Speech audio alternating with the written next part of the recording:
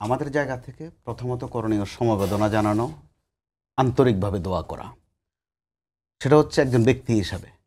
আর গণমাধ্যম কর্মী হিসেবে দায়িত্ব হচ্ছে যে আজ দিনভর আমরা যেরকম সচেতন থেকেছি, গুজবকে গ্রাহ্য করিনি,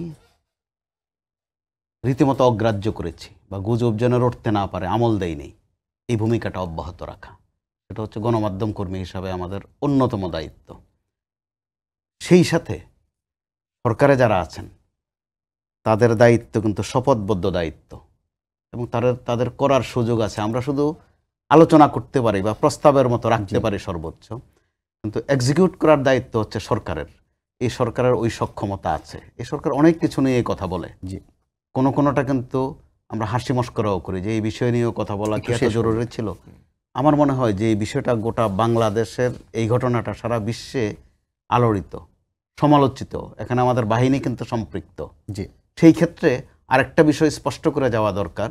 কাজ কতটুকু করতে পারবো এটা পরের সরকার হয়তো করবে, যে সামরিক বিমান, বেসামরিক বিমান বা সরকারি বিমান, বেসরকারি বিমান ল্যান্ডিং অথবা অবকাঠামোগত যে স্থাপনার বিষয়টা, এগুলোকেও পরিষ্কার করা দরকার।